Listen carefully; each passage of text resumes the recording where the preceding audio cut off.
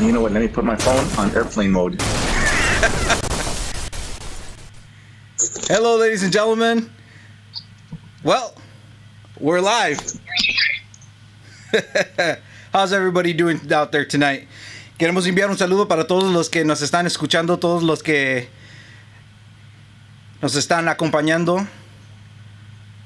Estamos sintonizando aquí por YouTube. Want to send a shout out going out to everybody who's joining us here today. Let's see, we got some shout outs that we want to give out here. Queremos enviar un saludo para Francisco Espinosa que nos está escuchando aquí a través de YouTube desde Jalisco, México. Muchas gracias por estar aquí con nosotros. Also, shout out going out to AX Molina. He says, well, I don't know if that's AX Molina, if it's a he or a she, but como quiera. Thank you very much for joining us here. We have a few people joining us live. Be sure to share this right now. Be sure to let your friends know. We got a great interview coming up for you guys, and hopefully if you guys have any questions, be sure to send us your questions. Si tienen una pregunta que quieren mandarnos, los pueden enviar por YouTube, so be sure to check that out. You can go to the live chat there on YouTube and send us your questions for later.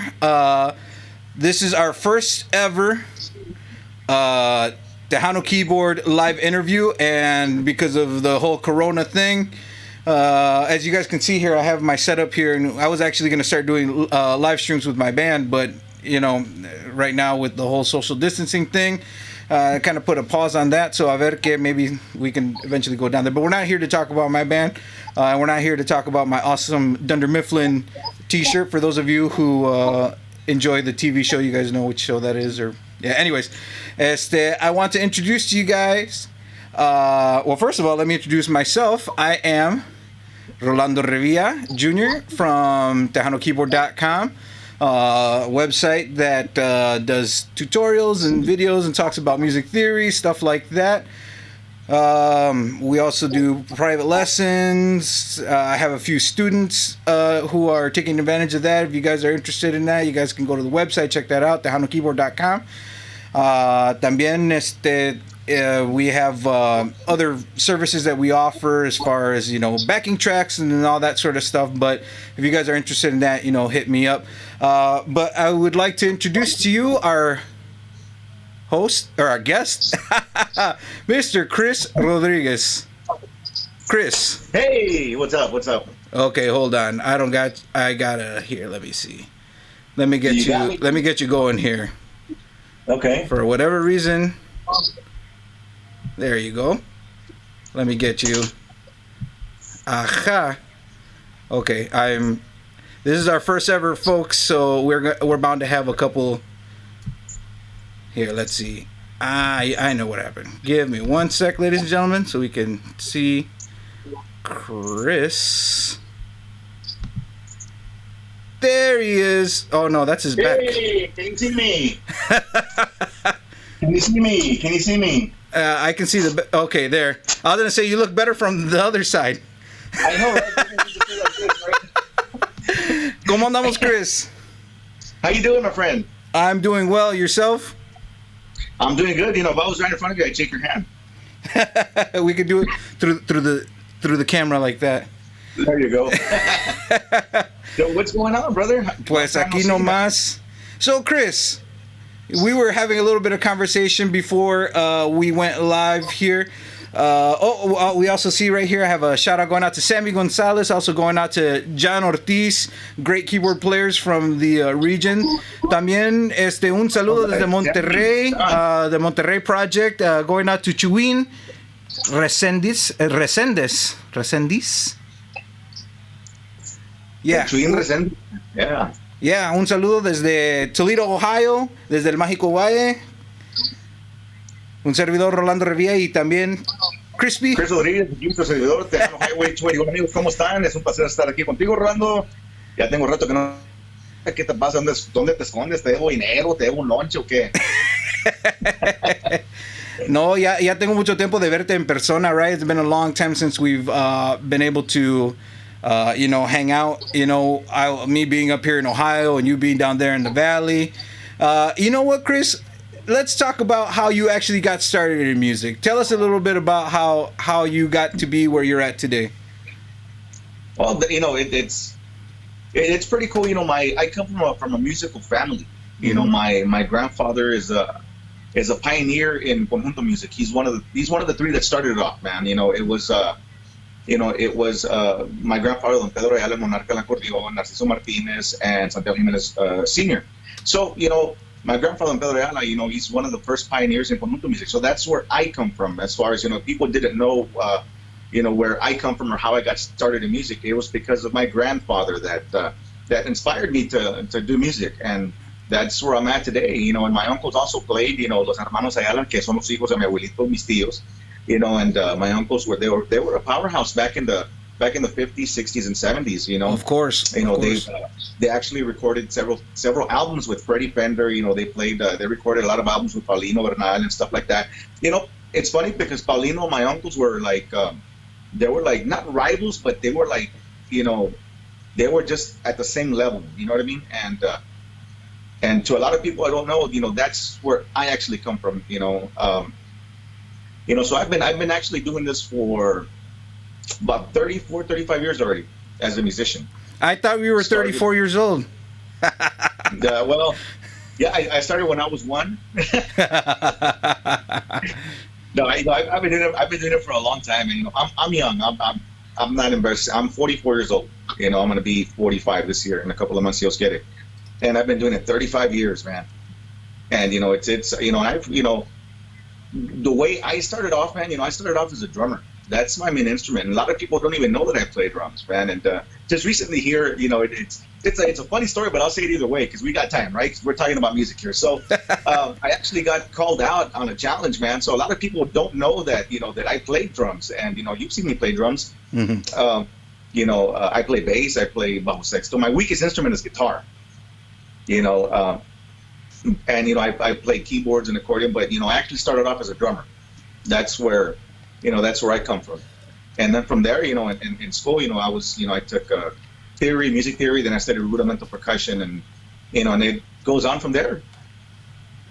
So let me ask you this: what was your first big break, or your first real band, I should say, that you, or even your first band? Like how did you start into it? Well, obviously, your whole family's musically inclined and all that. But what was the first to your recollection? Did you have a tío that said, or somebody said, "Hey, come over here and jam with us," or algo así?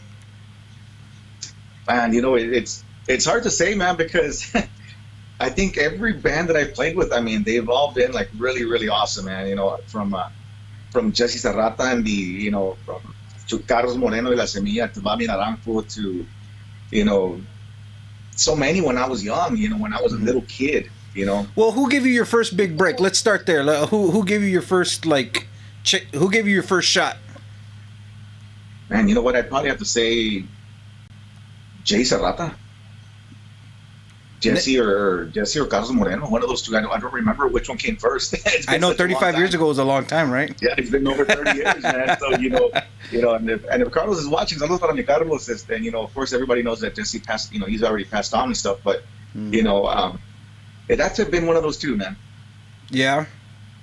As a drummer. And I know that I shouldn't say recently, a handful of years ago, right before Jesse passed, we all got to jam with him, right? Out there in Milwaukee, ¿verdad? In Milwaukee. That's right. We did a showcase over there at the Mexican Fiesta, Milwaukee, Wisconsin.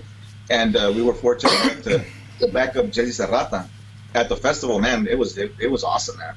We had a ball, man. We had a blast. It's kind of different because, I sort of transitioned from playing drums with them to playing keyboards and accordion with them, Mm-hmm. So that was pretty cool. So let me ask you this then: what was the trajectory? What's the bloodline from, say, Jesse Serrata or La Semilla, right, to Tejano Highway 281? Like all the bands that I've gone through? Well, not necessarily, but okay. So for example, you play with New Variety Band, obviously, right? That's what you're kind of more known for, ¿verdad? So how did a New Variety Band happen? Because I know that's kind of one of the more popular groups that you've been? Well, I mean, they've all been real popular, really big, but that's kind of like one of the powerhouse groups from the golden age of Tejano music. You know what I mean? Yeah, from the 90s. I mean, Yeah. the new variety band, man, Arturo and Agnes, they were, and it's funny because, man, I always had like how can I say, they were so Tejano back in the day. They're, from the arrangements to all that, because Javier Ramirez, the keyboard player for New Variety, man, I had always looked up to that guy when I was young, and it wasn't. I didn't start playing keyboards till I got into high school and stuff. So I had always heard the New Variety band, and I would always hear Javier Ramirez's arrangements, and I was like, man, one day I wish I want to play. I wish I could play with these guys, man. And as I learned and I progressed and stuff like that, and sorry, getting all these text messages coming in. But good. Yeah, dude, it was just an honor, man. One day I had just finished playing. It's funny because I had just finished playing with somebody, and you know how it is back in the day. Tocabas con alguien, te peleabas con ellos, y luego te agüitabas, and it's like, pues ching, like who are you gonna play with now, man? So all of a sudden, like 2 days later, man, I get a phone call from se llamaba Joe something. It was Quality Entertainment, and he called me and said, hey, we heard you play keyboards and accordion, and we'd like for you to try out with the New Variety band. I'm like, okay. And he goes, their calendar's pretty booked, solid for 2-3 years. And I was like, is this dude for real, man? Because back then, we're talking probably back in like 94, 90, somewhere around there, 95, somewhere around there. And that's when Tejano was like really, really strong. Mm. So that was around what year you said that you joined, that you kind of got connected with those guys? Probably 94, 95, somewhere around there. 95, 94, the end of 94 to 95, somewhere around there. Mm-hmm. No, 94 was 94, 95, 96, and 97. That's when I was with them. And, man, when I went, it was like, wow, we started playing Maldito Sea Tu Amor and Prisionera and all that stuff. And I was like, it felt pretty cool, man. It was, we were touring, we were on the road, like we would play, man. I kid you not, man. Back then, the 90s, you'd play Wednesday, Thursday, Friday, Saturday, Sunday, and it was awesome, man. Hasta en la pulga. También. Yeah, so that was cool, man. And believe it or not, when I was with the New Variety band, there was a guitar player that was there, Lupe Flores. Man, that guy. People always ask me, how did you learn like these chords and stuff like that? Well, that guy schooled me, man. I just knew like little chicken finger chords, like 3-finger chords, when I first started. I wasn't much of a keyboard player, but I could get around, you know what I mean? I could play the leads and stuff like that, but I would fake a lot of the chords, And but this guy, he's like, mira, Chris, mira, no mueves ese mendigo pinche dedo, I don't know if it's okay to that's fine. I'm not going to use profanity or anything. Mira, estás tocando este tono todo falso, todo wine, So he would actually teach me about chord structure and stuff like that. So, I learned a lot from that guy. Mm-hmm. And that guy was the original guitar player for Roberto Pulido Los Clásicos. Oh, right on. Yeah, Lupe Flores. You know what? And, I'm sorry. No, go ahead. No, and that's that's where, man, I learned a lot from him, man. He taught me chord structure, man. What I had already learned in music theory, like this guy actually just put it together to where it was real easy to understand. You put it into context, cómo lo ibas a usar, like los chords y todo, ¿verdad? Yeah, and then you could get what you learned, like, oh, well, now it makes sense porque this chord goes with this chord, yeah, no, I understand. I really want to say something, but I don't know if I should, because it's just one word that's kind of funny, right? Go for it. I was, Go for it, dale gas. Okay, so I was there one time, when we were practicing a song, and I remember Lupe coming up to me and he's like, mira, Cris, no te hagas pendejo. Este tono aquí, he's like, nomás pon esos 3 dedos aquí y mete acá debajo. Si estás tocando un sol, mete un la y es un 11, no te hagas pendejo. And I'm like, ever since, it just snapped. It was so easy to come up like with these awesome chords. It's just like with a simple move of the hand, the finger, it becomes a real nice chord. And he taught me 11s, 13s, and it was great. It was funny. It was fun, but he educated me. Or how the kids say nowadays, he schooled you. Yeah, Well, that's cool, you know, man. I even call you at times, you know, Rondo, how do you do this chord and stuff? You know, there's times where I get stumped and I don't know, and it's like it bothers me that I can't figure out the chord. And I'll text you and I'll call you or whatever, and I go, Rondo, help me out on this chord, you know. And you've done it. You've always helped me out when it comes to stuff like that too. Oh, I That's one appreciate thing about that, me, man. I don't get embarrassed to ask, you know, how do you do that? Because that's the only way you're gonna learn.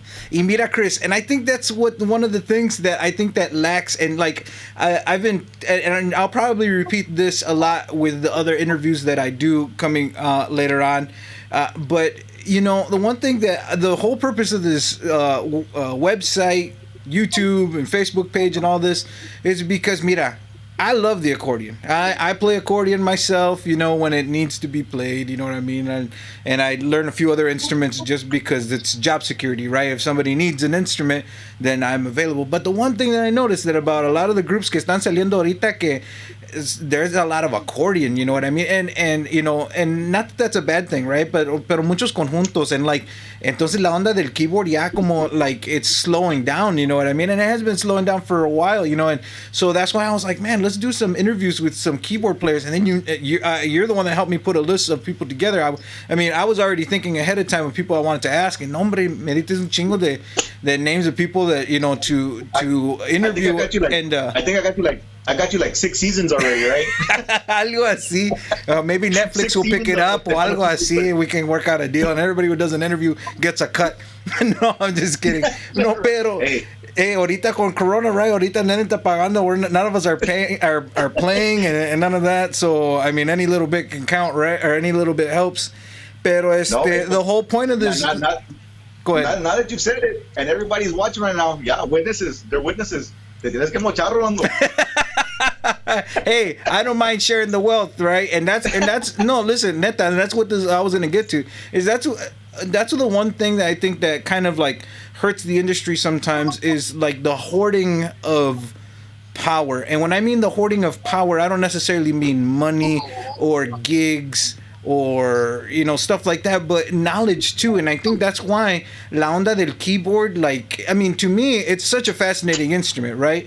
Because, I mean, it expands, you know, it's over several octaves. You can play a bunch of stuff. You can play rhythm, harmony, you know, melody, everything, right? Pero lo que pasa es que, like, a lot of people don't, like, the kids that are coming out, at least in my opinion, right, they're not learning the keyboard because nobody's there to teach them, you know what I mean? Like, maybe some people are like, hey man, I grew up, I wanted to learn how to play keyboard, but I was never really good at it, or nobody taught me, and so I just let it go, right? So I think that stuff like this is really important, because then, you know, people can ask questions, which, by the way, if people want to ask questions, you guys can, or shout outs como quiera, you know, be sure to send it to us here on YouTube. And we'll try to get to it. I'll also check here in a second on Facebook to see if anybody's commenting on anything. But once again, whoever's watching right now, it looks like we got quite a few people watching right now. Yeah, if you guys, we got about a dozen people watching right now. If you guys want to share this and let people know, we're going to be doing this for a little bit, hasta que nos corren, hasta que they shut off the lights, hasta que I'm just kidding. But so if you guys have any questions for Chris, as far as, you know, maybe setup or any kind of questions about his techniques or what he does, you guys, I mean, we can probably talk about that here in a little bit too, but I kind of wanted to finish the story. So then after New Variety Band stops around what time? Or were you there till when the band stopped, or did you you know, part ways? And you know, I got out. It was, you know, I got out because of a silly thing. You know, it was, you know, we were by I think by '96. We had already stopped being on the road. We had just, you know, we said no more to the road, because, you know, we got a club gig. So we were the house band at a club. And that was pretty cool, you know. It was a club thing, you know, and that went pretty good for about a year. And then after that, you know, just things went, you know, I wanted to try something different, you know.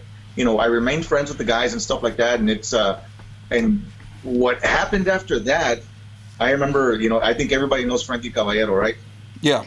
Frankie calls me and he's like, Rey. I'm like, ¿qué pasó, Frankie? ¿Tienes tus keyboards? Y yo, sí, tráetelos. Te voy a levantar. So he came to pick me up. That was 97, 90, somewhere around there. This is when Brando had just gotten out of Moss. Oh. And yeah, dude. So Frankie calls me and he picks me up, takes me to, we go do a gig in Brownsville, man, with Mas. And dude, I only knew maybe like 7, 8 songs. Wow. That's all I knew. And that's all we played, man. Then after that, I mean, played with them for a while, not that long, because during that time I had gotten, I was already talking to this young lady, this young girl. She was about 13 years old, man. And, through my years with New Variety, I had met some people there at Capital EMI. So, I focused more on that and got assigned with Capital EMI with that band. And then we did that for about a year. And then that, finished, that's when I guess EMI went bloop, and then after that started freelancing, started, playing with different bands here and there. And, I've helped out, man, so many bands, man. It's unbelievable how many bands I've actually worked with throughout the years, man. And Chris, what was the name of that artist, or do you not want to disclose that, or did I miss it? The artist from EMI. Oh yeah, she was at the time she was 13 years old. Her name was Heather Hernandez. Mm-hmm. And it was pretty cool. We did one album together, and after that, things happened. Things that were out of my control. How other people get involved. When there's a good thing going, there always has to be somebody that gets involved and just totally messes everything up. But it was good while it lasted. Motivo, that lasted about a year and a half, and that was it. So then right around like early 2000s, por ahí, then so no Heather, no New Variety band. What were you doing? I had a sound and light company, so I was always working. If I wasn't working with a band, I had a huge sound system. So like the sound system was always working for me. Mm-hmm. I was always doing that. I was always producing and arranging. I was always in the studio as well. So, that was pretty fun too. My Uncle Chewy. Yeah. He had Pro Sound at the time. So, I was always there. I was always there recording and stuff. If it wasn't for me, it was for other people and stuff. So so I was doing kind of like both. But I was still jamming. I would jam with local bands and stuff like that. And then, throughout the years, I would just help out like just bands in general. Got to record with a bunch of big names. Mm-hmm. Went to California one time and did a project over there. I didn't even know it was for Lupillo Rivera. That's awesome. Yeah, man. And so that was pretty cool. So did things like that. Man. Y fíjate, Chris, probably right around that time was, well, maybe not, maybe a little bit after that's when I first met you. I met you in San Antonio, and I remember the band I was with, Tejano Sound Band. We had just released our first album, and it had to have been around fanfare time or something. We were down there for something, and I ran into you in a hotel, and we started like talking and stuff, and so that had to have been probably about 2009, 2000. No, probably 2010. 7? Really? What? Ahorita. Yeah, I think it was. Yeah, maybe. Yeah. Oh, yeah. It had to have been about 2007, 2008. And you know why I remember it was 2007? Because I had just sold my radio station. Yeah. I had an FM station, and I saw you in the lobby or in the elevator. Mm-hmm. Something like that, right? Yeah, something like that. Elevator. And we just got to talking and stuff like that, and we talked for a while, right? Yeah. And then, but the reason I bring that up is because right around that time, I was also the radio station manager for TejanoFM.com. It was an internet radio station that was real popular back at that time. And you were showing me some material and stuff like that. You're like, don't show it to nobody. But at that time, that was you showed me Extraño, and you're like, man, I want to release this. And you're like, I don't even have a band or a band name or anything. Like, it just said like, Chris Rodriguez or whatever the file that you sent me. Yeah. And right around that time, like maybe like a year later or something like that, is cuando empezó Tejano Highway 281. That sounds correct, right? Yeah, because you know what? I started down Highway 281 in 2009, so it had to be about 2007, 2008 when I met you. Okay, And I right took it on. around that time because I started in 2009 down Highway 21. That's when I had actually recorded Extraño back in 1996, Mm, 97, somewhere around there. wow. Yeah, and I just shelved it. It was there, and never did anything with it, man. You know, Yeah, that and was a good tune, man. huh? That was a good tune. That was a good song. Yeah, and it just something that I had there, and I just never used it and stuff. So when I decided to make my own band, I said, you know what, I have it there. I'm gonna use it. Oye, fíjate que la rolita And estaba de aquellas porque, like, I mean, at least from a musician's perspective, right? Like, we like to hear things que a veces que, people aren't necessarily doing all the time. Y era la primera canción que I heard where, at least in a recording situation, studio situation, I went from like a ranchera to a cumbia and back and forth. You know what I mean? right, Or even like a little funk part that was in there in the yeah, middle yeah, during the bridge. That was pretty cool también. And there was yeah. stuff that at least for that time, not a lot of people were doing stuff like that. Pero se veía de No, aquellas, man. It was really good. And ahí es donde pues uno puede decir que se lanzó el carril de 281, yeah. right? Yeah, that was my first single, man. That was my very first single, man. And that song, I wanted just to. I'm always doing stupid things like that, man. I do the most stupidest things, man. Because nobody does stupid stuff like that. So I figured, you know what? Why not do a song that in the beginning, you're gonna, it starts off slow. It's like a little ballad, like with little Spanish guitar or whatever. Then goes into Tejano, then goes into a funk part, and then goes into cumbia. Like. And mind you, if you pay attention to it, it's not regular Tejano cumbia. Yeah, it's kind of like it's got like a little norteño sort of feel to it, ¿verdad? Yes, yeah, it's Mm-hmm. got like a little norteño light or norteño feel, kind of, before the norteño light thing came out. Yeah, yeah. But that was cool. That first album had a lot of good songs on it too. And then, so how many albums do you guys have now? And what's like what's in the near future besides quarantine for Tejano Highway 281? Well, I think we have like 7 albums, man, 7 or 8 albums. Wow, Yeah, that's awesome, yeah, man. we got 7 or 8 albums, and right now, the thing with CDs is that I'm gonna start doing EPs now, because if you really think about it, and a lot of people should think about it, they should really, like, you record 10 songs, right? Yeah. You have a song that you're gonna promote on radio. You got to Mhm. give the song at least 2 to 3 months, right? Right. Per song. You only have 12 months, so how many songs can you actually do in 12 months? Right. 4 to 5 songs. So the rest are fillers. They have, it's like a waste of, like, studio time and money. You know what I mean? Yeah. So what I'm gonna do now is I'm just gonna start doing EPs, man. Just like, by like 6 songs, man. Just the songs that I'm gonna release on radio is what I'm gonna do. Hmm. Yeah, I mean that's really the way to do it. I mean the whole music industry has really changed.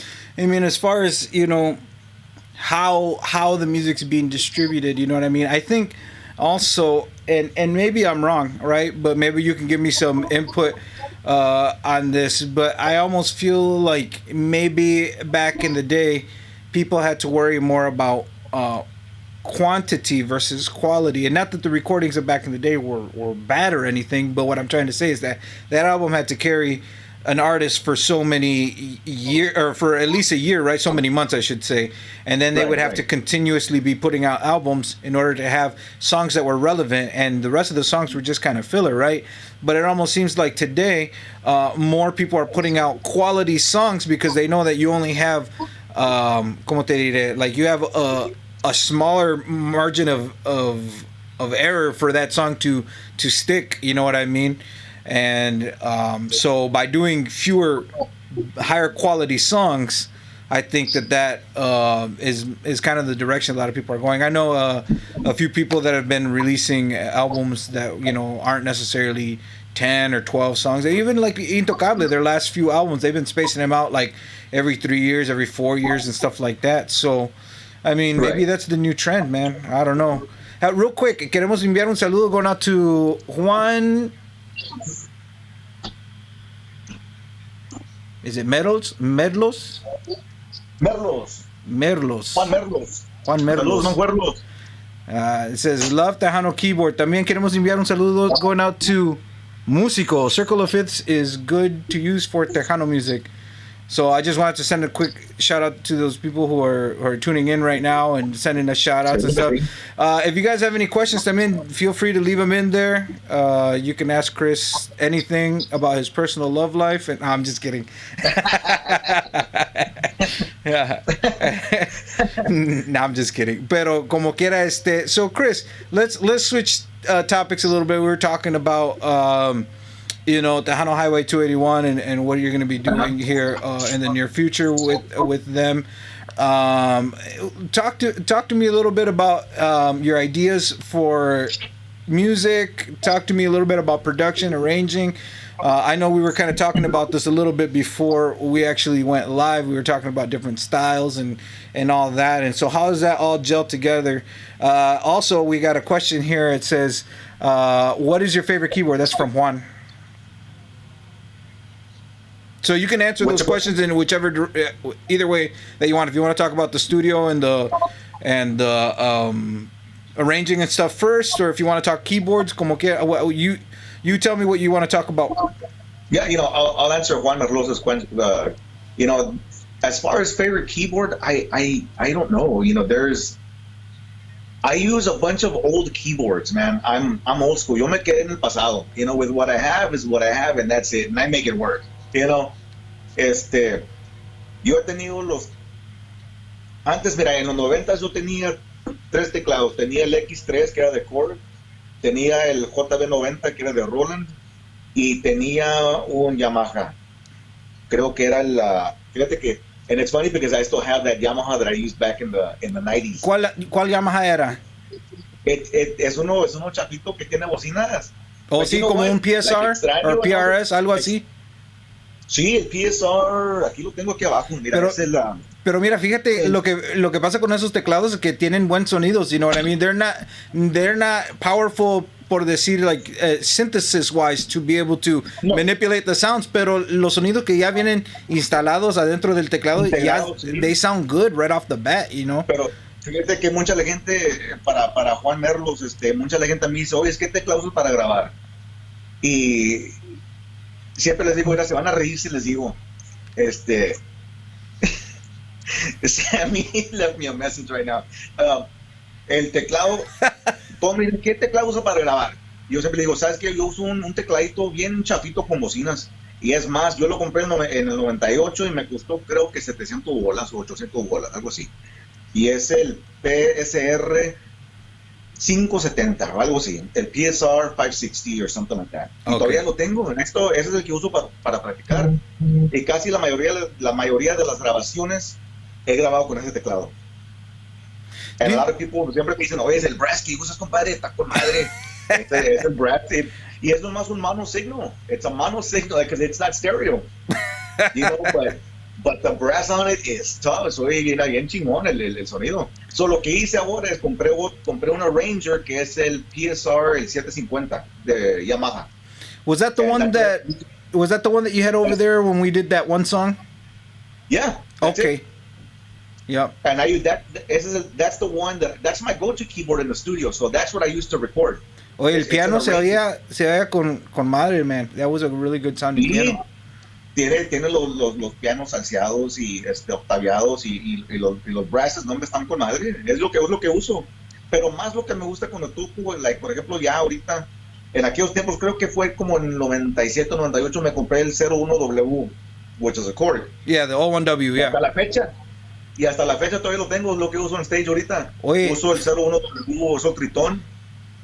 Y sabes qué, también fíjate que los músicos de Luis Miguel, they're still using the O1W. Tienen eso, the 88 key, están bien grandotes los teclados esos, pero tienen un sonido bien único que pues hasta yo I've tried to look for those sounds y no los puedo encontrar en otros teclados que, well, in reality lo que yo estoy haciendo right there, that sound that you're hearing right there, is actually it's a 01W sample on top of DX10 and on top of Fender Rhodes. So that todo layered. Oh, mira, my camera went out. But anyways, we're not talking about me. We're talking about you. Yeah. And, right now lo que estoy usando es el Triton, para Juan Merlos, lo que estoy usando es el Chord, el Triton, el clásico, el 01W de Chord, y estoy usando el Yamaha, el PSR 750. Es lo que estoy usando en stage. Y me los llevo los tres, es lo que uso. Y no me deja tú rolando el día de Dave. Dije, pues, tenía una tocada hace como, antes de que empezara todo esto con la coronavirus.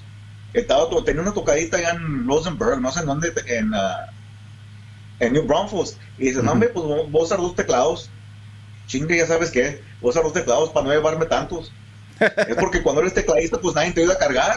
Yo como llevo 3 teclados, tengo mis 3 stands, mi amplificador, las acordeones. Yeah, because you play several instruments, ¿verdad? You play well, at least with 281, you're playing accordion y también los teclados, ¿verdad? On my side, corro la máquina de ritmo. I run the drum machine, I play accordion, and I play keyboards. That's crazy, man. And that's another thing that we can talk about too. Is let's talk about your setup here, like let's talk about your setup and why you use the setup that you use. And then we also have some questions here that we'll get to in a second. But first, go ahead and let's talk about your setup currently that you use live and why you set up the way that you set up. Okay, I use on top. It's because I play like this. I play leads on top and I play piano on the bottom. When I do Tejano, cuando estoy tocando Tejano, muchas veces uso el brass acá arriba y abajo uso el piano eléctrico. And then on the side, uso los strings. So that's what I use. Oh yeah, mira lo que me trajeron, Rolando. Mira, lo que me trajeron nomás para que te eduques. me trajeron un sweet tea. Un sweet tea. Un sweet tea porque dije, pues, voy a hablar con Rolando, me va a poner medio nervioso. So necesito un sweet tea de McDonald's. ¿Nervioso de qué, man? That's funny. No, fíjate, man, you know, it's been years since I've had McDonald's, man. You know what? One of the first. You're a vegetarian, that's why. Huh? Because you're a vegetarian. No, listen, I've been vegan for about 2 years. Well, a year and a half. We'll be in June. In June, we'll be 2 years vegan. Pero before that, we just, for whatever reason, I guess we were just like, hey, let's just stop eating McDonald's, and we stopped. But I'll tell you one thing: if they start having more vegan options, then maybe I'll rethink that. Pero, right? Hey, the sweet tea's vegan, right? Sweet tea is awesome, bro. I'm addicted. Puro diabetes. That's sweet tea, man. That's awesome, man. So which drum machine are you using, man? Because I know that you said that you run the drum machine. The drum machine. Which drum machine are you using? Oh, I still have the SR16, the Elises. Oh yeah, that seems to be a pretty popular one, man. I mean, a lot of people still use that one. Do you just run all the sounds right off of there and? Yeah. I program it to. I have my cumbia beats on there. I use it mainly for my cumbia patterns. Mm-hmm. So I've got everything programmed in there. We play a bolero, whatever. I got that programmed in there and stuff. When I used to play with Hugo Guerrero, I had la charanga in there too, still, somewhere in there, and,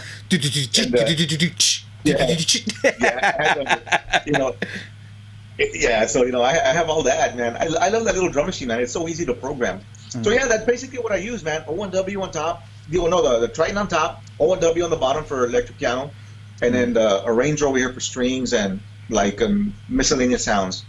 Mm-hmm. We got some questions here from Chuin and also from Musico. Musico wants to know what's a great sound for Tejano, like padding and using vintage and it says, and I'm using a vintage and Sonic and Juno GI. So I guess they're asking what sound do you use for like pads? Do you use a lot of pads, or are you more of like a piano and string sort of person? Yeah, I use more like just regular straight off strings, man. That's what I use. You know, I don't really play like piano and strings, because what I do is I play on my O1W, I play chords, and I'm stringing over here to my left. You know what I mean? So you're using a keyboard split on the O1W for piano and strings? No. No. Like, I'm using just the O1W for the chords.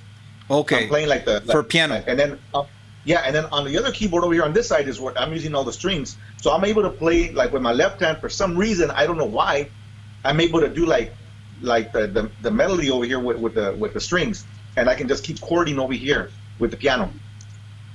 Maybe you're left-handed. I'm just kidding. No, it's weird because a lot of people that they can't play with their left hand. When I play, I have to play lead over here, and I have to play chord on the bottom. You have to, because I've seen a lot of keyboard players that play and they're just playing just leads. You know what I mean? Mm-hmm. But the chords aren't there. They're not chording with their bottom, with their left hand, and it sounds a little bit empty. You know what I mean? So I like to make it sound as full as possible. So therefore, I play lead, toco lead arriba, y toco el electric piano abajo. Mm-hmm. You're looking at No, I'm looking at the chat right here. We got a message from Miguel Ortega Jr. It says, thank you, Rolando, and to Cumbia Jedi Knight, Chris Rodriguez.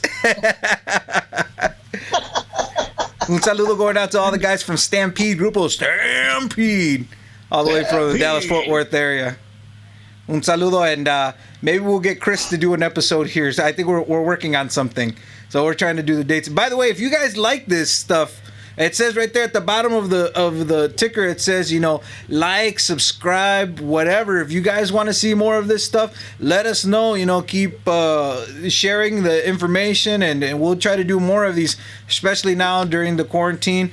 We got a lineup of keyboard players for this month, and we might actually, depending on the popularity of the interviews, maybe we'll start doing them twice a week, and then we can start getting more people in there.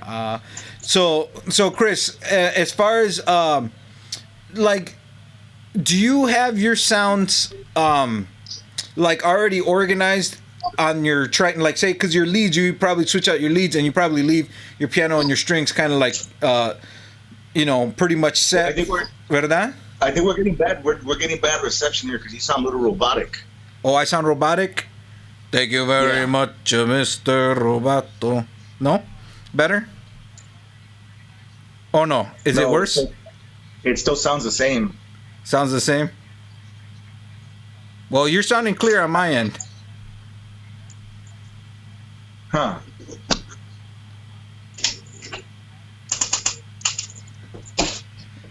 Can you hear me better now or no? No, it sounds very robotic. Okay.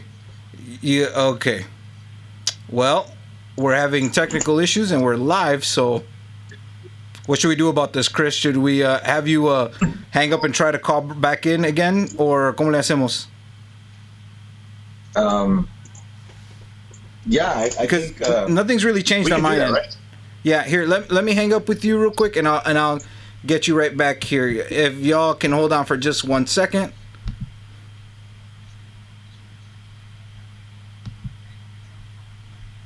All right, ladies and gentlemen, sorry about that. We're trying to get this going one more time. So once again, if you guys have any questions, be sure to send them to us. Let me get Chris right back up on the line. A ver si está funcionando.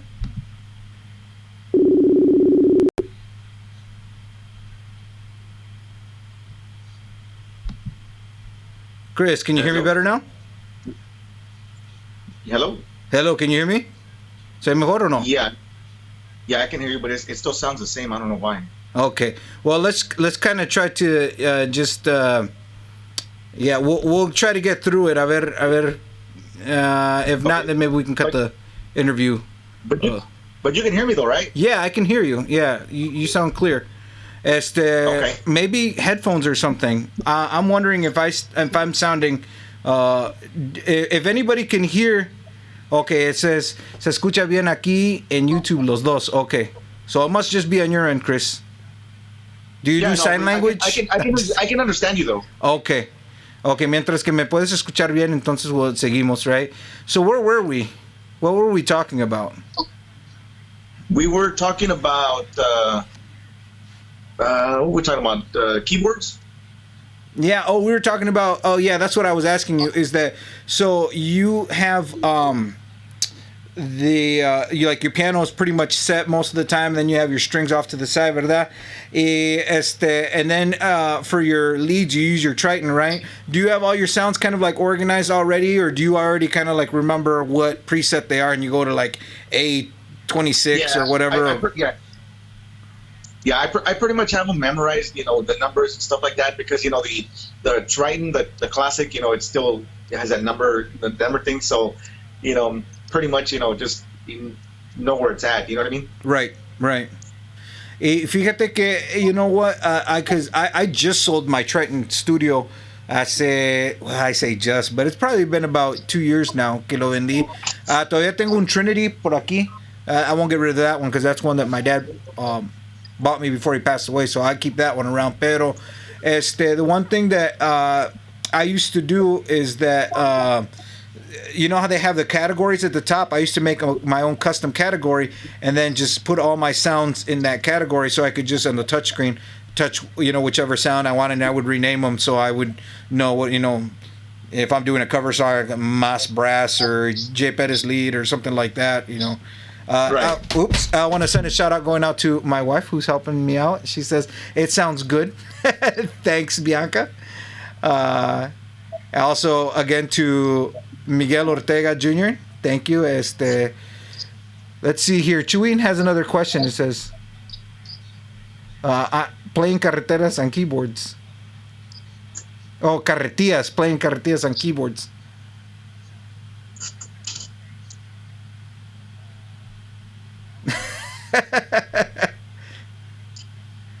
Well, this interview was going good for a good while. I was trying to keep it professional, pero, sometimes things happen, right? Especially when you're live. So, Chris, let's talk a little bit about style. I know that you were talking a little bit about style. There, I can hear you now. Oh, yeah? Yeah. Oh. Okay, cool. Oh, well, I don't know what happened. Maybe the wind changed direction. Maybe there was a cloud of corona that was passing by or something. And I know, right? For a minute, I was like, what? That's the way it sounded. I was like, I was trying to make out words like, every other word. I was like, yeah. So and damn, you guys, I'm sorry, I shouldn't really be making coronavirus jokes. It's a very serious thing that's happening, and I do want to say that my thoughts and prayers are with everybody who are being impacted right now, not just from a standpoint of, I know a lot of people, right now are out of work and, trying to find some joy in life right now, especially during these uncertain times.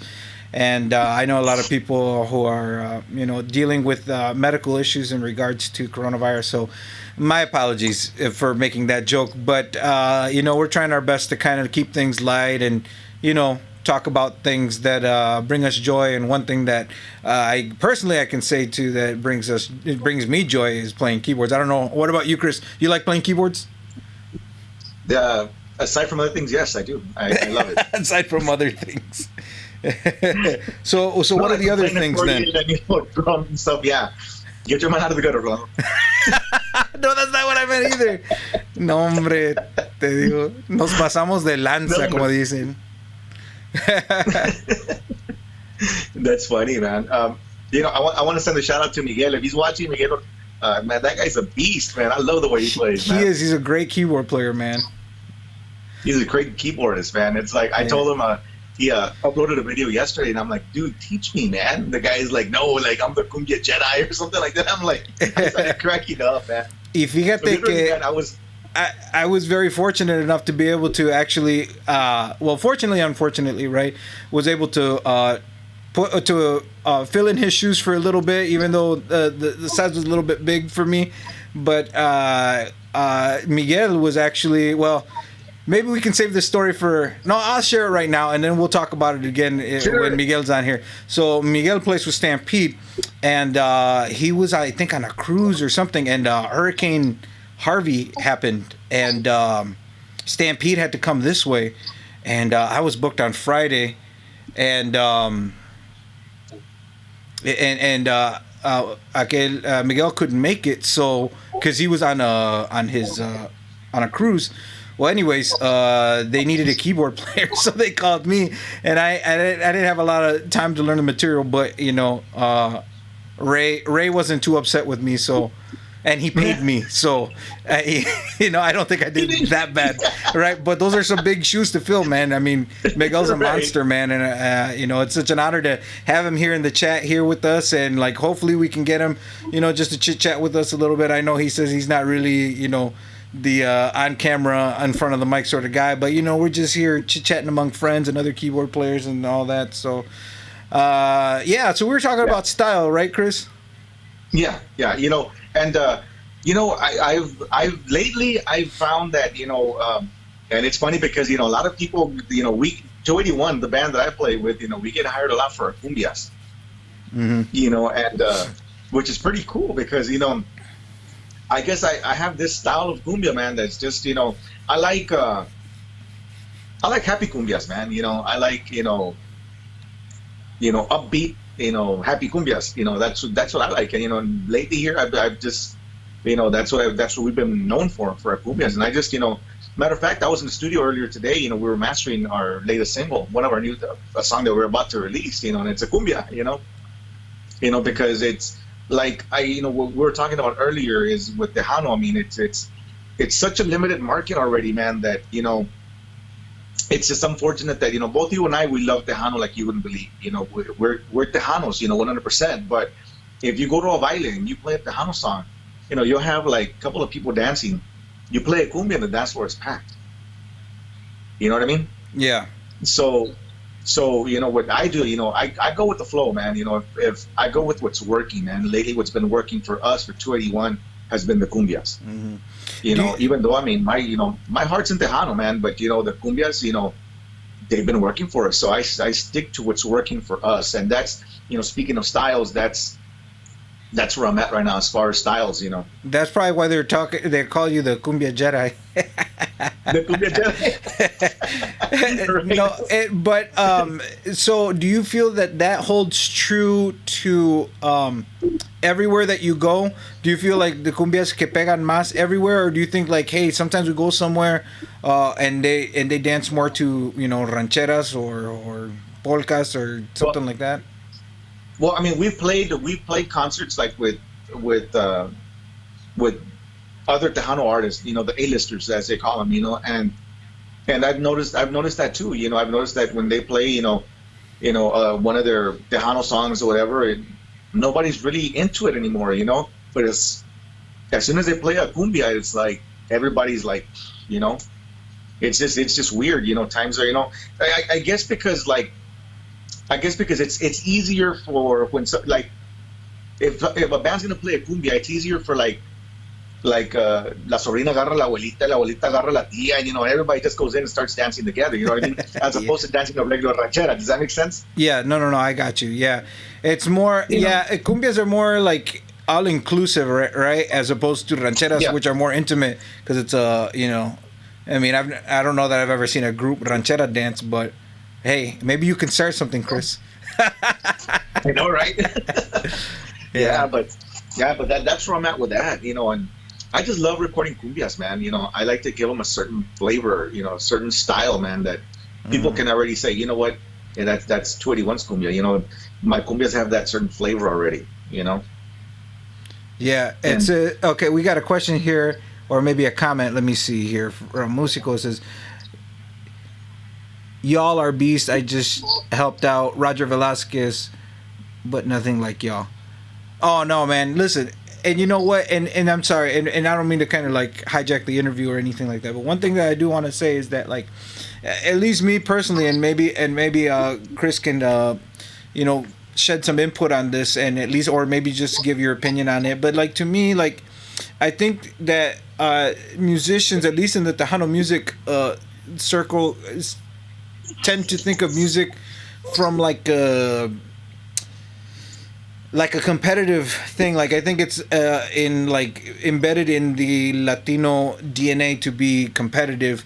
But I think that like with music and stuff like that, at least from the way I see things, is that like I don't really think of things as this guy's better than this, or that guy's, you know what I mean? Like everybody does things differently, and they do things to the best of their ability. And I think with more things like this, where we can talk about chords, we can talk about setups and stuff like that. Lo que necesitamos hacer es subir el nivel de todos, right? Like if we all help each other get better, then the music overall is good, right? Because I mean, in reality, what's happening is that it behooves me to help you out, and it behooves you to help me out, because when there's more variety and there's more musicians doing more things, then people get into the music more, right? But if they're only listening to a handful of people doing the same thing, then it's at least to me, I think that's what's getting people to think that the music's a little stale. But I don't know, that's just my opinion. What do you think, Chris? Well, yeah, a lot of it's funny that you say that, because the problem. Let me tell you what the problem is with a lot of Tejanos, is that they see this as a competition for some reason. Like like you're a beast, man. You're like, dude, you run circles around me, man. But you know what? I learn off of people like you, man. If I didn't, I wouldn't call you. I wouldn't say, hey, Rolando, you know what? Produce a song for me, because you produced a couple of songs for me, man. You've shown me a couple of chords, where I've been stuck. I'll call you right away, dude, and with no problem, or with whatever. It's like you tell me right away what it is. And I think people should just be open-minded like that. Regardless of I have 35 years in, man, I don't know everything. And I'm not afraid to ask either, man. Yeah, and that's I'm not the afraid thing. to ask. Maybe sometimes as musicians ourselves, we kind of like limit ourselves by saying stuff like, or not that we say it, right? But if a musician thinks to themselves like, well, I'm good, or I have too much pride to ask somebody else for help, right? Then you're really limiting yourself to what you can actually achieve, you know what I mean? Porque la mera verdad, like, I appreciate the compliments, right, that you give it to me, but to me, I don't think that I'm a great keyboard player or anything like that. I look up to people like you, and I look up to people like Miguel, and I mean, this whole month we're gonna have a whole slew of like heavy hitting keyboard players, man, and like I look up to these people, you know what I mean? And I think once you start losing that sense of mystery, or you know what I mean, like when you stop searching for knowledge, that's when things get stale, and the times that people stop reaching for knowledge is when they think that they know everything, right? But in reality, I think I heard I saw something on Facebook a long time ago. It was like this meme, or not a meme, it was a story of this guy who played violin, right? And he was like 90 years old, and he'd been practicing every day of his life. He was an awesome violinist, and he played for some kind of a symphony and all that. And the reporter asked him, they said, at the age of 90 whatever, why do you still practice every day? And you know what the dude said? The dude said, he goes, because I feel like I'm finally getting somewhere. That's pretty cool. but I mean, really, and that's what I'm trying to say, is that if we keep on, as musicians, keep on trying to advance our own, not to say, hey, I want to be better than that guy, or I want to be better than that guy, but just being better than the person you were before, right? And hey, Chris, I've reached out to you and asked you questions about different things, and you've helped me out too. So it's a mutual thing, I think. And I think with these interviews, this is really good. At least I think it's a really good thing, to be able to connect people that might not necessarily have the means. Well, I mean, everybody has the means to do this, right? Like, I'm doing this on a computer. Everybody can do this, right? But to be able to network and talk to certain musicians that they might not otherwise talk to, you know what I mean? Or might not even know on a personal level, right? Like, I know you on a personal level, and that's kind of why I wanted to do this interview first with you, ¿verdad? But like, awesome. some of the, thank you, man. So no, absolutely, man, because you've always been real cool with me, and been real helpful, you know. But some of the other cats that I'm bringing, I know them okay, and some guys I don't even know at all. I just asked them like, "Hey, do you want to do this interview?" And they were, "Yeah," you know what I mean. Like, I know Mario Ortiz okay, and Mark Ledesma. You know, Mark and I have worked on some stuff back and forth a few times on some projects, and but like, and my cousin Chuito, like I've never actually really like done any music with him, right? Like we've done some shows together. Jesse Flores Jr., who will be coming up too, but like David De La Garza, I've never met him before. This is like the first message I said, "Hey, do you want to do this interview?" And he was nice enough to do it. And I mean, we're talking about like the legendary La Mafia, you know what I mean? So people who are watching these episodes will be able to, connect with the guys from La Mafia, guys from 281, guys from J. Perez, Ladez, Escándalo, like all these, musicians that have their own stories, their own story to tell, you know what I mean? And so I really do appreciate, Chris, that you taking your time to do this. Well, Chris, look, we've been on the air for about an hour. It doesn't even seem like it's been that long. So how about this? Do you want to wrap it up? You want to say a few words or any kind of last stories? I thought we were going to say till something happens so that. Cause I saw the light flicker. Ya me van a pagar. No, I'm just kidding. We can keep going, man. Mientras que people are asking us questions and stuff, we can keep going. And not every interview is going to be like this, guys, because some people have different schedules and stuff like that. There's plenty of great Netflix shows that people could be watching right now. I do want to say something. Okay, though, Chris, let's hear it. Like you were saying, you were talking about the 90-year-old man, right? That says, you learned, because you started, the same thing with me. It's like people always ask me, how do you do that? And I go, you know what? I'm not afraid to ask people how they did that, and that's just me. I don't get embarrassed, dude. I mean, if you're a badass keyboard player, I don't get embarrassed to ask how do you do that. And the reason I do it is because, you know what? That's the only way you're going to learn. Because people, I mean, I'm still learning. Nobody's perfect, man. So, what's cool was, like, for example, like, there's a bunch of badass keyboard players, man. There's a bunch of badass board players, man, that are way, way better than me, man. And take, for example, last year I was at the Tejano Music Convention in Vegas, right? And I was live, and, I was just going live, saying hi to everybody, right? And then, dude, you're going to freak out. I run into Joe Reveles and Brando at the same time, right?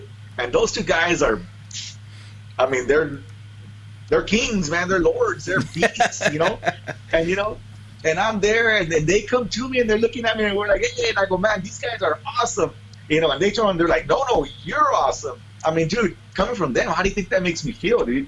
It makes me feel good, man. And I'm sure it would make anybody feel good, man. For two, legendary, board players say, no, we're nothing, dude, but you jam, bro. That makes me feel good, bro. I mean, it's I guess throughout the years, man. The hustle, and you're still learning, man. As a musician, I mean, you never know. You're not gonna know everything, man. You're still learning, man. You're still in a learning process, And let me ask you something. Now I'm gonna ask you something, man. What? Okay. People always ask me, Chris, you're a keyboard player, so who's your favorite Tejano keyboard player? So, of course, I always, I go, well, I don't have a favorite, but I have like a top 5, and you're on my top 5, believe it or not.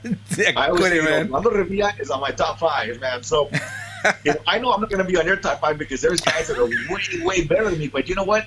I'm going to say this, man. There's one guy out there, man, that just really, really kicks ass on piano, man. And people might not know who he is, and a lot of people know who he is, but I'm pretty sure you know who he is. And his name is Julian Carrillo. He plays with Landry. Yeah. To me, I mean, his style, dude, it's always left me like in awe. You know what I mean? Yeah, man. I've seen him play with Mares, with all these people, dude, and it's like, God, I just freak out with him. I'm just like looking at him like that from the side. He's just phenomenal, man. Him, Reveles is another one. Brando's another one. These are guys that, Joel Silva, Hugo Guerrero is another one that's, yeah, Hugo's God, God, these guys are they're monstrous, man. Javier Ramirez is another one. Uh, what can I say, man? Those are guys that are awesome, man. So, who do you like, man? Who are your keyboard players that you like in Tejano music? You're putting me on the spot, man. Mario P is another one. Huh? Mario O is another one, dude. Yeah, Mario's badass, man. Hats off to him. So here's the thing: is that so I'll answer that with this, okay? Earlier today on Facebook, I saw David Ligarza. He asked a question. He says, "When you guys listen to music, do you guys listen to guitar players or bajo players?" And if you do listen to them, who are your favorites, right? And so my instant reaction was just to name one guitar player and one bajo player, and that's what I did, right? And to me, the ones that I named off were I don't even know their names, man. So like on Roberto Pulido's last album that he did was that Vino, Tequila y Cerveza. Whoever recorded guitar on that, man, was absolutely killer. I have the liner notes because I bought the album, but I don't remember. But he did a lot of this like country like chicken picking sort of like licks and stuff, so it wasn't like harmonically complex. It wasn't like the chords the chords were nice and tasty, right? But it wasn't like really like extravagant chords, right? And then for bajo there was this guy from a band called Inesperado, which they're not really Tejano, I mean they're more norteño, right? But he was like playing real technical stuff on the bajo and but anyways, I say all that to say this is that I don't think I have one favorite keyboard player or even like a top 5. I hear qualities in each musician that I say, hey, if you tell me, hey, what do you think of this keyboard player? Like say Brando, right? And I'd say, hey man, to me, Brando is awesome at layering sounds. Like you can tell when Brando's playing because the sound is just like, it's like if this is a painting, right? And he knows how to fill up the whole space right with sound, you know what I mean? And it's like his layers and his sound choices, like everything all comes together and it's cohesive, right? It's like it fits. And like to me, there's not a lot of other keyboard players that can do that sort of thing, right? Like to me, I'm like not even close to getting like, I use like a brass and like a piano and a string and then maybe layer something else on top of it, but my sounds are pretty rudimentary like compared to like Brando, because like Brando said, like I said, his sounds, it's like his signature, right? Even like when you hear those old masses, like you hear one sound and then acá se oye algo más, and like it's just like it's all coming at you. And I think that was like the signature Brando thing, right? So I appreciate Brando for a completely different reason that I would appreciate, say, Jerry De La Rosa, right? Because to me, yeah, Jerry's another one. And that's what I'm saying, so I couldn't say, and then, so to go back to the David Lee thing, after I put down the answers of like, the one guy from Roberto Pulido and the other guy from Inesperado, I was thinking to myself, like, well, in that frame of mind that I was thinking right then and there, I was thinking of like people who had like technical, like, that could do pisadas and stuff like that. But that doesn't necessarily mean that style of guitar playing fits everything, right?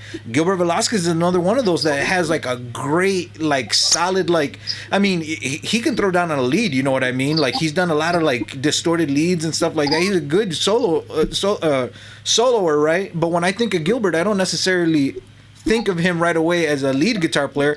I think of him for his his voicings, for the harmony that he uses, and how that relates to a keyboard player, like whatever chords they're playing, you know what I mean? The harmony is always like, I got the opportunity to work with, well, I don't want to make this about me too much more, but I did get to work with Gilbert for like a quick little minute, for like a month. I was working there at Velasquez Music, and he has everything in chord charts and stuff like that. So, there's less margin of error that, when I'm playing a chord here on the keyboard, the guitar player, Gilbert will be playing the same exact chord. It's not like, like the old way, aquí voy a pegar segunda y que tú le vas a pegar aquí. Or how'd you say? Right. What'd you say?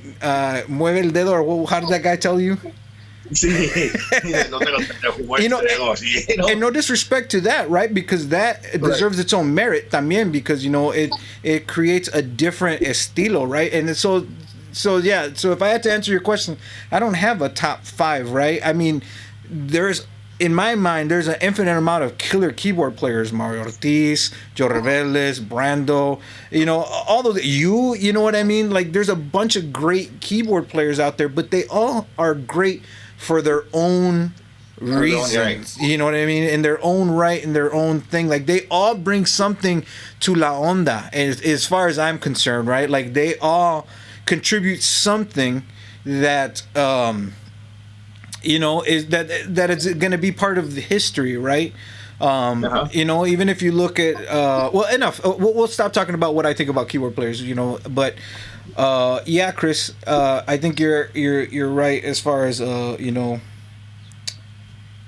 keyboard players and appreciating them and oh yeah, man. You know, I appreciate each and every one of those keyboard players, man. You know, I gave you a list, I think of over 50 keyboard players, 60. right? Yeah, 60 keyboard players, Yeah. you know, and to me, all of them are badass, man. They You are, know, man. If I didn't think those guys, you know, had what it took or what it takes, I mean, I wouldn't have put them on the list, you know. And these are guys, man, that are just they're badass musicians in general, man. You know, and they're board players that are still around, man, that are still playing, you know, and 60 keyboard players, man. That's the list that I came up with to give you, so you can have, you know, 6 seasons worth of Tejano keyboard, man. And they're all badass keyboard players, man. Y fíjate que, like, you know, people say que, you know, la onda, que it's dying and this and that. Man, there's so many musicians that are around, and there's so many people that still want to listen to the music. I think that we just have to kind of reevaluate, reassess how to, like, at least from a business perspective, how to make it profitable, right? Because once you start getting if you stop worrying about the money will come, right? I think. And then you can focus more on creating music for people, you know what I mean? And ultimately, I think that's what's going to bring people back to appreciating the music. Well, people still appreciate it, right? But what will bring them out, and hopefully after this whole coronavirus thing is over too, people will be ready to go out and party and stuff. And, you know I have something to say about that. Yeah. You know, a lot of people know that I work a lot with radio, man. You know, not only do I have my band, you know, man, there's you know, people always ask me, man, you know, what have I done for Tejano music? And what I've done for Tejano music since I was a kid, man, since I learned how to play Tejano music, you know, of course, you know, I play every instrument, you know, keyboards, drums, accordion, sax, bass, guitar, bajo sexto, you name it, I play it, right? So we'll start off from there, you know, and then on top of that, you know, I'm an engineer. You know, I'm a live engineer. I do live sound. You know, I've had a sound company for over 20 something years. You know, I'm a studio engineer as well. You know, I've had my own radio station, an FM Tejano radio station that I sold off. You know, it was very successful for a couple of years. I've had my own TV show that was broadcast on Televisa. You know, I directed another TV show. You know, I had Tejano Jam. Then I started working for Puro Tejano TV. Then on top of that, you know, I've been a producer, arranger. You know, have my own studio. You know, have my own band now. And you know, and what I can tell you about La Onda and what's happening to it. I actually went. I was scrolling on, you know how this whole Corona thing is like totally like messing everybody up, right? So we've got nothing better to do. So I had nothing better to do than to go scroll through Facebook, you know, and I was checking out all these DJs, man, and you know, all these internet stations and stuff like that, you know, they were live and this and that, right?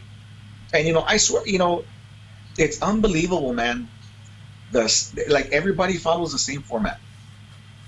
You know, and I monitor because I monitor radio a lot, man. Since I work with radio, I do PR, man. You know, if you want to get on FM radio, you know, I'm more likely I can get you on FM radio. But you know, I was monitoring, you know, internet radio to see, you know, what it's about, because I can go in and I can actually see their numbers. You know, so when I monitored, I think it was like about 12 to 15 stations that were live. Dude, they played the same, no salían de la misma música. The same songs, same artists, and it's like I felt bad. I was sort of sticking up. I was fighting for the new artists because you know what? People are always saying, why is Tejano music on a decline? Why is it stagnant? And the answer is everybody plays the same music. Everybody wants to follow a certain format. Why? I don't know. But you know, we lost our Spanish-speaking audience a long time ago, man. Those were our biggest supporters. They're now in Mexican regional, but we lost all that. Why? Because you know, los locutores pararon de hablar el español. You know, you hear a DJ talk now, man, they butcher the name of the song. They'll butcher the name of the artist. You know, so people always ask, why is Tejano, why is it spiraling down? Why is it such a small market now? And it's simply because of that. You know, our Spanish-speaking audience that we lost it a long time ago. You know, and it was due to not having, you know, on-air personalities that didn't speak, you know, the proper Spanish, that weren't bilingual enough, if you will. You know, but it also, you know, what I heard 10 bands on every radio station, the same 10 bands over and over and over. Cada que otra, like a newer band, you know. But that's the problem, man. You know, people always want to know what the problem is, and that's exactly what the problem is. Es que no salen de lo mismo. You know, and it's unfortunate. People can, you know, I challenge people to go and do the same thing. Go monitor radio. You'll hear the same bands over and over and over and over and over and over. You know, people always ask, why is Mexican regional so popular? Why is country music so popular? Why is Texas country music so popular? Let me tell you why. In Tejano music, every artist is so accessible to everybody. They don't keep their social distancing away. You know, like the only person that does it is Jay Perez. I mean, it's very hard to get a hold of him, like, you know, through social media. You know, he keeps his distance. You know, that's why he's been able to maintain, you know, his popularity and stuff, you know. But you don't see norteño, you know, artists like constantly on Facebook on there and stuff like that, to where it's so accessible to, you know, if it comes time to see a show from a norteño artist, you know, it's jam packed. But when it comes down to see a Tejano show, you know, they won't go. Why? Because, oh, I talked to that dude last week on Facebook. You know, they don't make themselves like they make themselves too accessible to the public. You know what I mean? Does that make sense? So what you're trying to say is that, in your opinion, that the allure of being a star goes away when you're a buddy or a pal, and then Absolutely. so then people then lose support because they're like, oh, that's my compadre Chris. I saw him last weekend, and so okay. I got it with them last night. You know, stuff like that. You know, you got to make yourself. You got to make yourself look, you know, somewhat of, you know, important, man. You know, keep your distance. You know, but that's what's happening, like with a lot of the Tejanos and social media. You know, there's so much on it that people lose interest because they say, oh no, like I'm gonna go see. It's an example. I'm gonna go see La Mafia. Oh no, I talk to Oscar every other night. You know, so you know they never, you know, they don't keep that distance for the people to want to see them. You know what I mean? It's and norteños, they do that. That's why the Mexican regional market is so successful, because you know they distance themselves from the, you know, from social media. Do you think they let their PR people do it? Do you think also that perhaps the frequency of the gigs too? Do you think that has a lot to do with it? Porque, you know, like let's just say if there's a circuit and then you see the same bands every month and a half, something like that, like I really get to see the, you know, the A-listers that often, right? But when Intocable comes out here, it's not that often, you know what I mean? Or even Jay Perez or Elida or whoever, when they come out this way, it's not that often, man. So like, of course the crowds get good, of course the, you know, the dances are hot. But do you think that in Texas, because the club owners are only hiring certain bands over and over and over and over again, que se están quemando los grupos también? Like, do you think la gente también se está quemando con people? Yeah, people lost interest, man. You know, that has to. It's the same thing like with radio. Where, you know, the same thing with the clubs. You know, a perfect example. You know, I got called to do just a couple of days ago. I got called to do a gig in Dallas. I'm not gonna say the person, I'm not gonna say the venue or anything like that. But they said that this one band, you know, was gonna do it, but they weren't sure that they were gonna do it or not. But the guy would let me know, and I was okay, cool. You know, and it's a band that's been around for a long time. But you know, I later find out there's somebody else that, you know, didn't go through because, you know, they kept that band. But I asked myself, how many times has that band that's been around for over 30 years been to Dallas, you know, as opposed to a band like me that, you know, we hardly ever go to Dallas, you know, and when we go, it gets pretty good. You know, why not get a band that's never been there, a new and up and coming, or not a new band, you know, as opposed to somebody that's been there like over 800 times. You know, they burn themselves out, man. You know, they burn the bands out. You know, that's why the tocadas, I mean, they're not as successful as they used to be, because you know what? The people do get tired. They get tired of seeing the same bands over and over and over and over. And do you think a lot of that is true for radio too? Like the DJs are playing the same bands y la gente se está cansando de escuchar la misma música over and over and over again. And you know why? You know why they do it? You know why DJs do it, but they just won't say it? Because they want to be able to say, you know what? I'm going to play, let's say, for example, and this is an example, so I don't want people to take it all out of context or out of proportion. Let's just say, like, if they say, if they play Ram's music or David Lee's music, whatever, you know, I guess they want to prove a point by, you know, they'll tag them and just to make them think like, hey, I'm playing your music, can I be your friend? You know what I mean? Just to say, hey, I'm playing you, we're friends. You know what I mean? As opposed to just play new music or play something different. You know what I mean? Mm-hmm. You know what I mean? Those guys have paved the way, you know, for bands like us. So why not, you know, why not play something different? You know, support the new artists, man. You know, de nada te cuesta. You know, just because you want to become somebody's buddy because they're an A list, they're an A band or whatever. You know, you exclude or like the new and up and coming bands. You know, you exclude them from your playlist because you want to impress the A-listers by playing their music. You know, does that make sense? Yeah. You know, and I think some of that too goes back to what you were saying about maybe making themselves too accessible, that, you know, by tagging people on Facebook, hey, we're playing, you know, whoever's music, you know. But I think too, the other thing, and not to go down a whole nother wormhole here, but I think a lot of the reason why some of the DJs and bands and all that they're not playing some of the new music is because I think maybe the quality of the new music suffers. You know what I mean? Like, yeah, you know, a lot of people have access to record their own material, and there's no buffer between the artist and the audience to say, hey, well, this is good and this is not good, which I guess in a lot of ways it is kind of a fascinating thing if you think about it. It's a good thing because you're going to hear stuff that otherwise would never been heard before, because you would usually have a record executive saying, hey, you know, we're not going to go with this, we're going to go a different direction, we're going to do this and that. But then on the other side of that, I think, is that people get offended when they get rejection from the DJs, you know what I mean? Yeah. Because, you know, just because you recorded something doesn't mean that it's good enough to be played. Yeah. Yeah. You know, and that's one thing that a lot of people do nowadays, especially the Tejanos, man. You know, they record in their studio, whatever, and not knowing how to record, you know, not having the right recording capabilities kind of messes them up, because what they record, I mean, it's really not going to be all that great, you know. You know, they just record, you know, and whatever comes out without it being mastered, or, you know what I mean?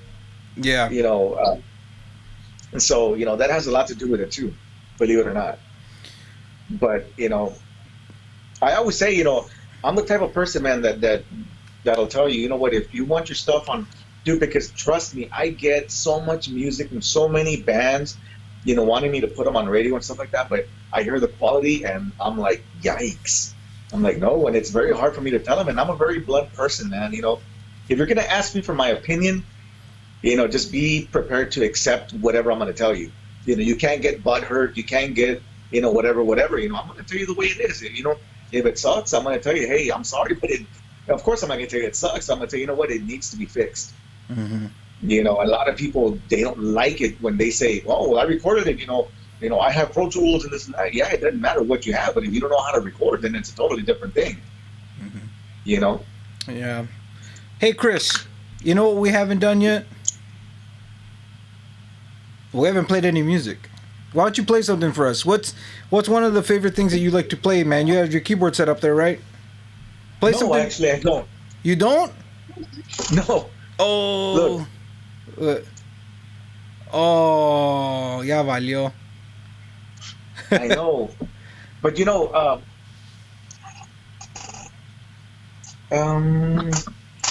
let me see.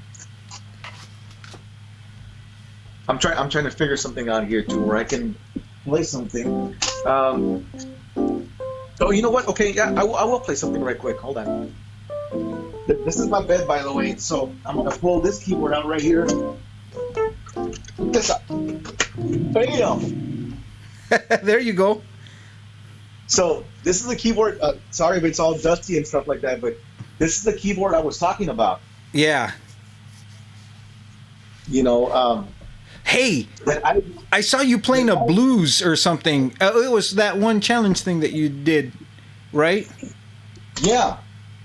Play some blues or something real quick, and that'll take us off, and we'll call it a night right there. Also, we have another message from Juan. It says, "Never heard of Tejano Highway 281, but we'll check out your music when you're in Houston."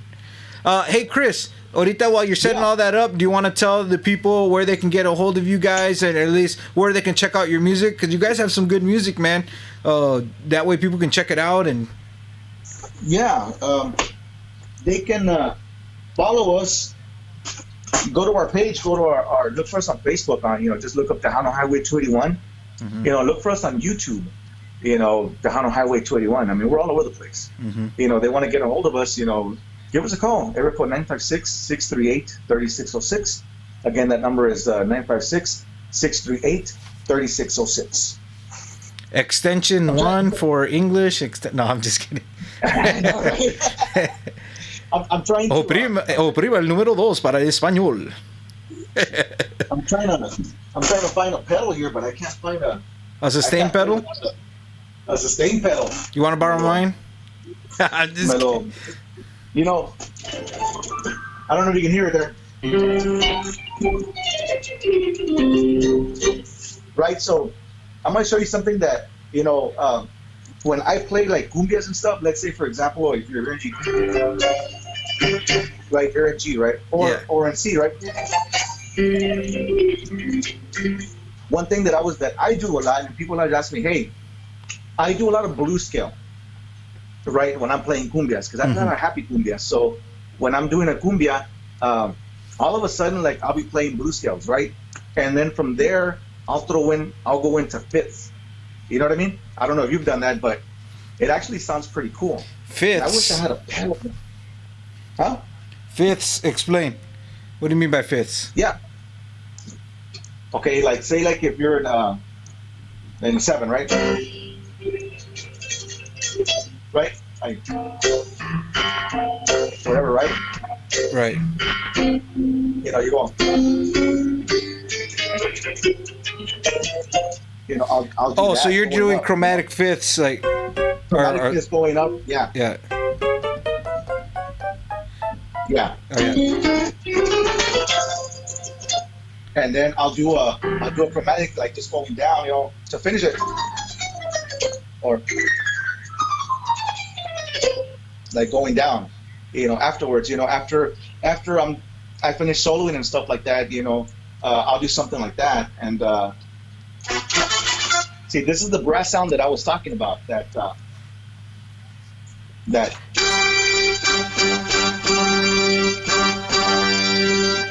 a sound that I've recorded, like, a lot of my stuff back in the 90s and 2000s and stuff like that. I would use this keyboard.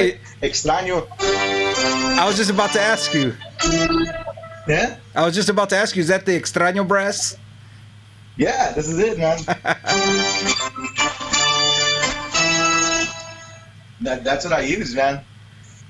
Awesome. Sweet. That's what I use. Yeah, and then there's one song in particular that I do like, that you did an arrangement for us. Let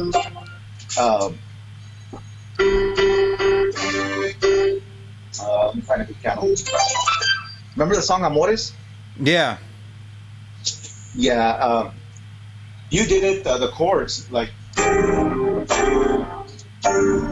right? And then that's a chord structure that you did. It's in C. The song's in C. Yeah. Pretty much a circle, right? Mm-hmm. But the way you did it.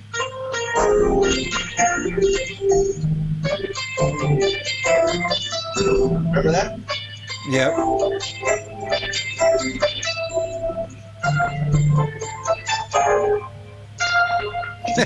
I forgot all about that. Right? Yeah. But I like, you know. Yeah. So, man, I wish my overhead camera was still working, but I was using. Can you hear the keyboard? Okay, right there. Yeah. It goes. Da, da, da, da, da, da, da, and then let's see. A minor. A minor, and then B. Yeah. D minor.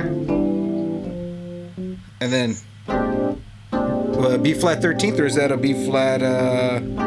Yeah. With B flat, yeah, it's a 13th. So there's 9. There's the major third, and then it'd be 13. Okay. Yeah. Yeah, that was a fun song, man. I remember that. I remember you sent it to me, and I was like, man, what should I do with this intro? Because I wanted it to be a little bit different from, just doing the melody. And I had done that song back in 95, somewhere around there, 95, 96, around the same time that I had done Extraño. Mm-hmm. But, it was a simpler arrangement. It's actually still pretty cool. But when I sent it to you, I'm like, you did a awesome job on it, man. I appreciate that. The chord structure itself,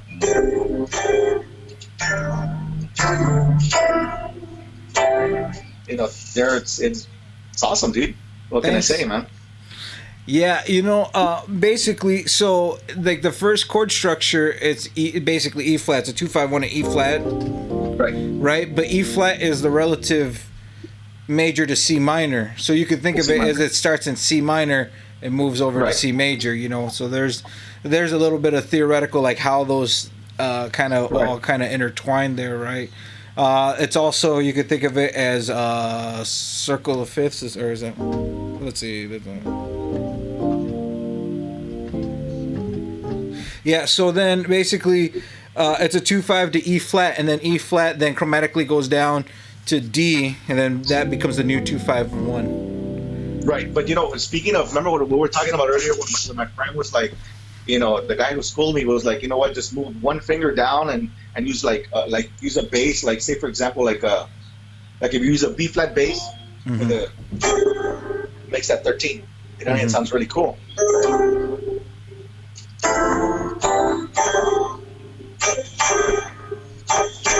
And it sounds really, really cool. It's just a matter of just moving one finger down.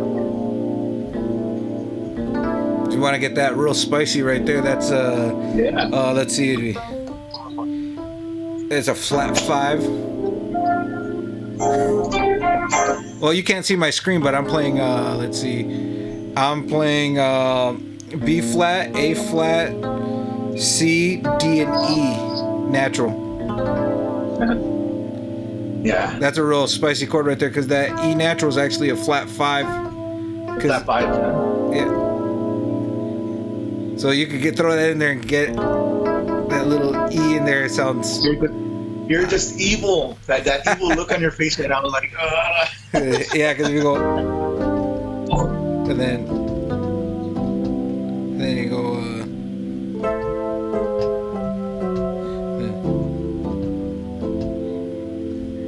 Or what is it? And then right there. That E right there. Stuff like that. Yep. That's cool, man. Doing stuff like that's really cool.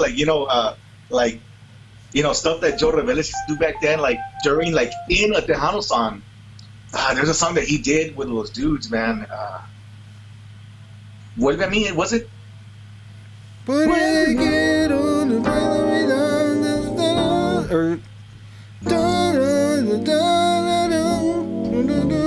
Something like that. But he was like, oh, you know what? There was a lick that I stole from. It's in and it's actually an E flat. Yeah. An E flat, right? Yeah. And it has a little.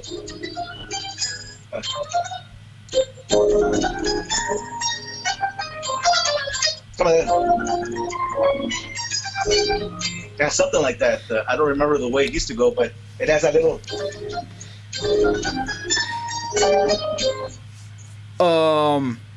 There was a lick that I stole from them, and then we'll stop after this because we've been on here for a long time, but it's a Los Dudes song too. I don't know if it was Anthony or if it was Joe Reveles, but it goes and I forgot how it goes after that, and then it goes with a bunch of 13s like or something like that. They did. Yeah. I forgot how the song went, but when he was right there, because the song's in C, right? But they're in the 4/4. But then he went.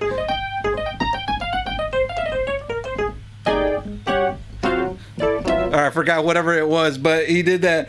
So like when he went to that B flat 13, he was really thinking E flat. So that lick that he threw in there was a. And then he's like, whatever the chords were like. And then they went back to C. So it was kind of like the thing that we were just doing with Extraño, where it's kind of like E flat and C kind of going in and out from each other. But that lick that he threw in there in E flat was real tasty. Something like that. Yeah, but he was playing a B flat 13th on the bottom. Yeah, whatever the rest of it. And then, I forgot what the name of that song was, but it was off of their first album, I think. It was on the same one. So I've actually stolen some stuff off of those dudes and stuff. With that little thing that he does there, man. And that's pretty cool, man. I get inspired like through a lot of different. Man, those two guys, Joe Reveles and Anthony Hernandez. Man, those guys are monsters. That's one guy that we didn't talk about was Anthony Hernandez, and I just saw John Ortiz right now. He brought him up. Man, he's awesome, dude. I saw him when he was playing with Joe Posada, and even with those dudes, they're man.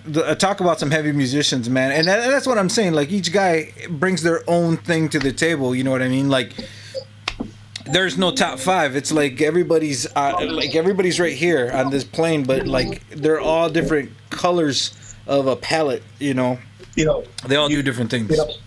You brought up Joe Posada. Remember that song? Valiente.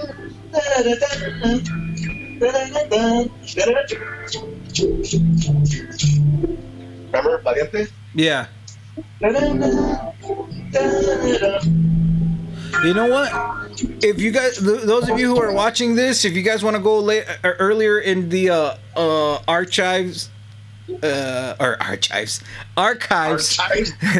archivos. Ya se me salió el Spanish y el English.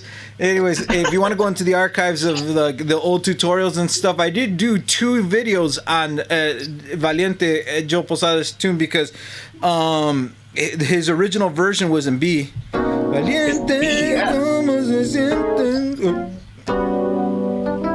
Right? And then, but that was the one with Joel Guzman. And then he later went to B flat. And then he did another one in B flat. And B flat. And it's been so long since I've tried to study any of those tunes, but I do remember that. So if you guys want to see a more in-depth video on that whole thing, you guys can check them out. They're somewhere. Just type in Tejano keyboard, Valiente Joe Posada, something like that. But one was released in the early 90s, probably what 91 por ahí, 90. Anyways, and then the newer one was like mid 2000s por ahí, something like that, like 2005, 2004, something like that. Anyways, Chris, it's getting late, man. Right. I appreciate your time. Thank you so very much. We had a couple technical issues here. My overhead camera is gone. You can't see my hands anymore. That's okay. But I think this was a successful premiere. Once again, Chris, let people know how to get a hold of your music, where they can see you and stuff like that, and any words of encouragement that you want to give to any keyboard players, whether they be up and coming or seasoned pros or anything. Yeah, one thing that I will say, man, is that we as musicians, we don't know everything. So don't be embarrassed to ask somebody for help. Like I always ask people for help, as if I'm stuck on a chord or whatever. I mean, it's not gonna make you a bad musician. It's just gonna help you, because you know what? Everybody's a student of life, man. And I've learned that through my years of playing, man, that I never get embarrassed to ask how somebody did something, because that's the only way you're gonna learn. So my advice to people is, if you don't, just don't be embarrassed to ask how somebody did something, because it's only gonna make you better that way. And just keep on trucking, man. Keep on putting out those hits, to the people that are out there recording, especially the keyboard players, because us as keyboard players, I mean, we're kind of like going into extinction, if you will. And we got to get back out there and start making music, man. And that's what it's all about. And just keep on hammering away at those keys, man. And I want to thank everybody that joined us on the live feed on YouTube. Rolando, thank you so much for having me here, and I really do appreciate it. I've known Rolando for over probably about 12 years now, and every time he comes down to the valley, he makes it a point to visit me and stuff. And I've always hired Rolando when I'm up in the Midwest area and stuff like that, and we've become really, really good friends. And I really thank you for everything that you've done for me. Not only as a friend, but in the studio as well, because he's produced a lot of good songs for me. And I just encourage everybody, man, just to be as friendly as possible, man. Love each other, man. Support each other more than anything else. Be supportive of each other. Don't talk bad about each other. Just be supportive. Nobody's better than anybody else. We're all the same. We're all human, and like I tell you, we're all students of life. So, Rolando, once again, thank you so much, man. I really do appreciate it, man. I had a blast on your show, man. Hopefully it won't be the last time, but to all the keyboard players that are watching, you guys are gonna have a fun time, man. It's awesome talking music with Rolando. This guy's a musical genius. No, man, I appreciate that. I'm a musical enthusiast, is what I am. I'm a big fan of all things music, and fellow musicians like yourself, Chris. I want to thank you once again for taking so much of your time to be with me. And ladies and gentlemen, don't get used to the interviews being this long, because like I said, not everybody will have as much to talk about, which is fine, and not everybody will have that much time to dedicate to the interviews. So for this being a premiere, I really do appreciate the support to all the people that have been on. It looks like people have been coming in and out and catching bits and parts of the interview, but this will be available up on YouTube for people to watch for years to come. So again, Chris, muchas gracias, and we'll see you guys next time.